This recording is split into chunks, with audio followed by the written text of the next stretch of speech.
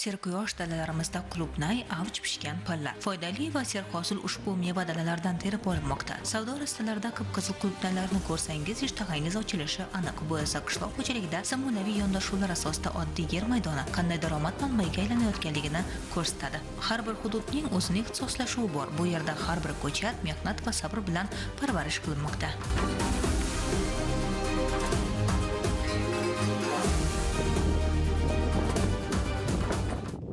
Xonqa tumanidagi Qoramozi mahallasining katta ko'pchiligi asosiy qismi mana shu qulupnay yetishtirish bilan shug'ullanishadi va bu haqiqatan ham juda ham serdaromad soha hisoblanadi. Biz bugun mana shu tajribalar bilan sizlarni ham tanishtirishni maqsad qilganmiz. Ayni daqiqalarda mana shu faoliyat bilan shug'ullanuvchi yurtdoshlarimiz bilan suhbatni davom ettiramiz. Umuman olganda o'zingiz qulupnay yetishtirish bilan qachondan beri shug'ullana boshladingiz? Haqiqatan ham bu serdaromad soha ekanmi? 5 yil bo'ldi qulupnay dehqonchilik bilan. Hozir kelib 40 sotik bo'ldi. 10 sotikdan boshlanamiz 2020-yilda. 400 kilodan daromad başladı. Yildan yila, keyingi yili 800, keyin 3-yilga qaraganda 1 tonna 200 atrofida 10 sotik yerdan daromad qilsa bo'ladi. Qulupnayni o'zidan. 4-5 marotaba hosil olinarkan bitta daladan, to'g'rimi? Bu tajriba qanchalik o'zini oqlaydi? Ustini makka jo'xori, kartishka, lo'li ekib qo'yibmiz. Shular ularni ham bosqich qulupnaydan keyin her ay davamında pişkenini alıp baraveramiz. Hammasini o'zine yarasha daromadi bor. Martning 20'si, 25'inden keyin qulupnayimiz hosil berib pishib boshlaydi. 40 sotik yere her gün ebetdan keyin terim bo'ladi. O'rtacha 20-25 odam olib kelib ish bilan ta'minlaymiz.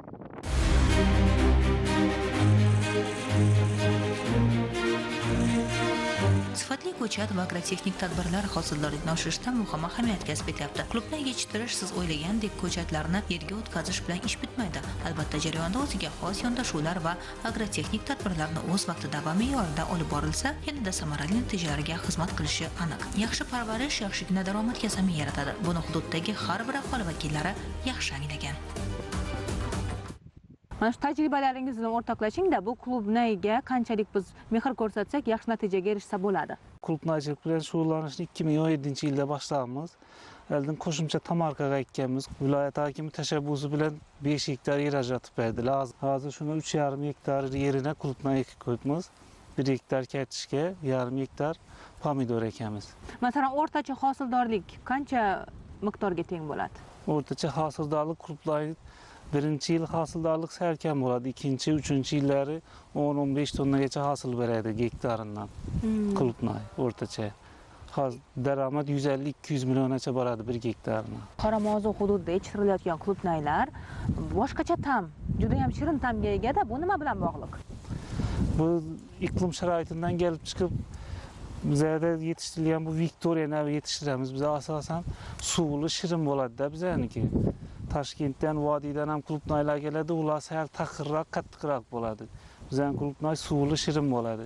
Shuning uchun ko'pincha mahalliy deb aytadilar. Nuksa, Hazarisa, Urgancha o'zi bor kelib olib ketadi har kun. Bitta ko'chatni o'tkazadigan bo'lsangiz, sizga 5 yil davomida daromad berar ekan, to'g'rimi? Va eng asosiysi bugun ko'chatchilik faoliyati ham o'zingizni yo'lga qo'yilgan. To'g'ri, faqatgina o'zingiz yetishtirmayapsiz, balki mahalladagi aholi vakillarini ham qiziqishiga sabab bo'layotgan mana shu ko'chat parvarishlab ularga ham taqdim etilyapti ekan. Ko'chat bu birinchi yil ekilgandan keyin ko'chat keyingi yil o'zimiz ko'paytirib boramizda ko'chatni. Shuning uchun bu qiyin emas. Hozir yangi nav ham olib keldik, Izabella degan navi.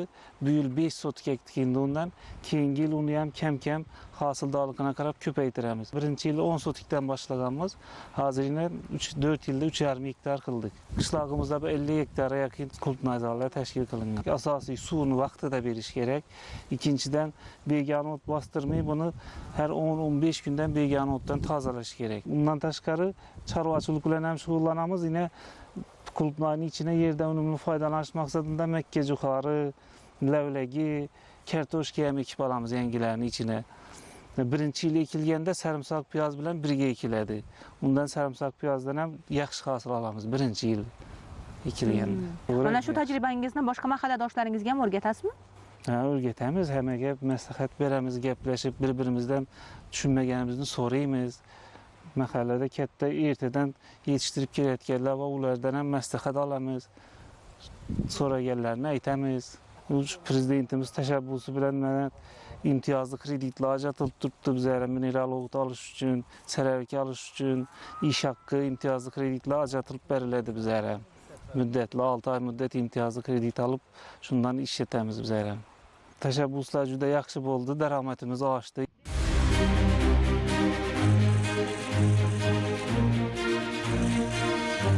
So'nggi yillarda yurtimizda meva-sabzavotchilik sohasiga bo'lgan e'tibor ortib, ayniqsa qulupnay yetishtirishga qiziqish ko'paymoqda. Erta pishishi, bozorbobligi va yuqori daromad keltirishi bilan bu mahsulot dehqonlar uchun manfaatli yo'nalishga aylangan. Ayni kunlarda qulupnayzorlarda hosil yig'im-terimi qizg'in pallada. Bu esa nafaqat mahsulot, balki aholi bandligini ta'minlashda ham muhim omil bo'lmoqda.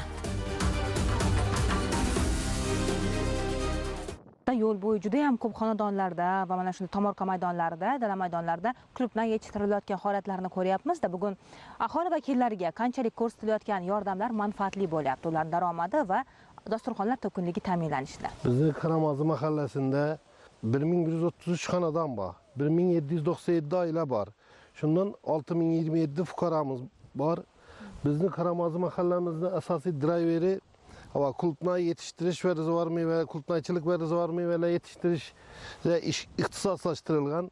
Bizning mahallamizda şu bir 2005 yillardan bana qulupnaychilik boyunca shug'ullananlar 2015 yildan bana dim rivojlanib ketdi. Hozirgi kunda bir 50 gektardan ziyod yere qulupnay ekilgan.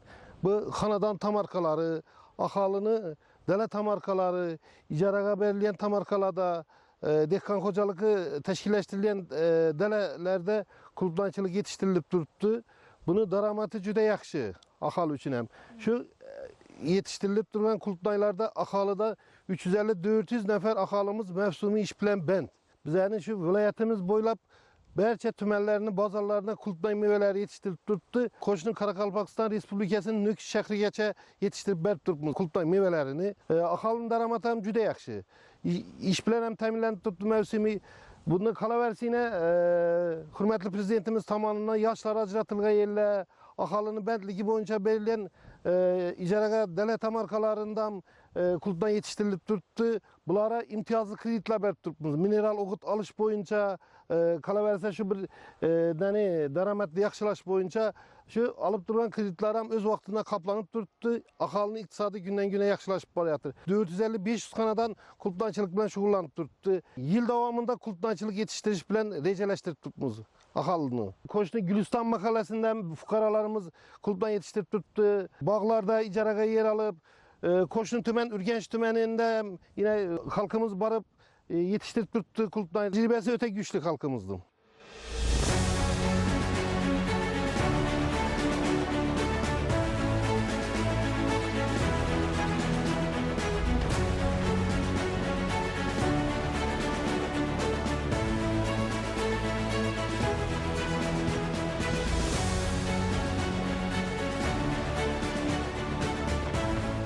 Xonqa tumanidagi Qoramozi mahallasidagi xonadonlarning iqtisodiy o'sish manbasi tomorqachilikdan. Barcha xonadonlar qulupnay yetishtirishda bir xil usuldan foydalanishadi. Natijada esa bir-biridan oshirib yuqori hosil olishga harakat qilinayotganligini kuzatish mumkin.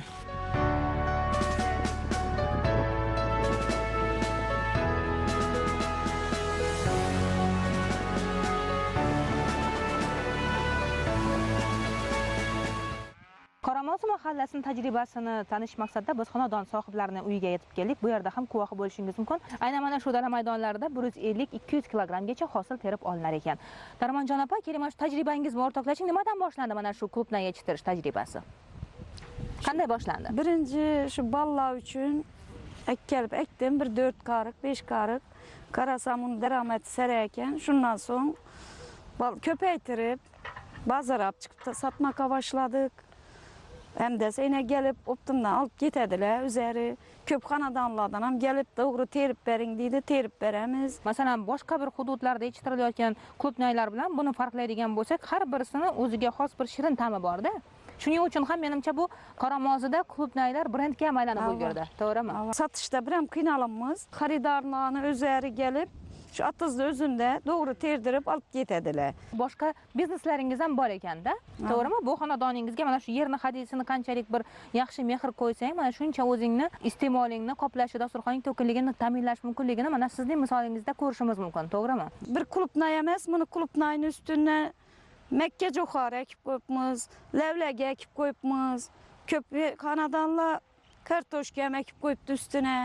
Bizning yer maydonimiz ko'p bo'lganligi uchun kartoshkani buni ustine ekimizdan ochiq maydona o'zini ekamiz.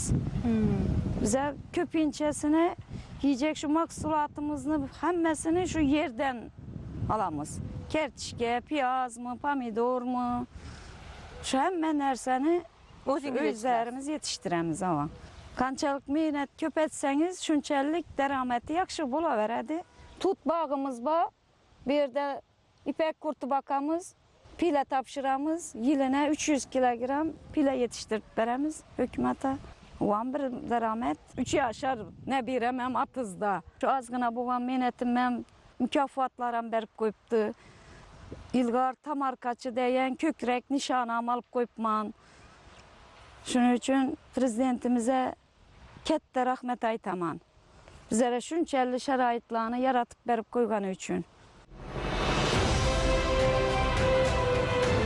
Mazkur xonadonda ham qo'shimcha tomorqadan deyarli barcha mevali daraxtlar parvarishlanayotganligini kuzatish mumkin. Bir narsa aniq, har qanday yo'nalishda faoliyat boshlashdan oldin ana shu ishga mehr berilsa, yuqori natijalarga xizmat qilishi shubhasiz. Buni ko'rsatuvimiz qahramonlari tajribasi va daromadlari misolida ham ko'rish mumkin.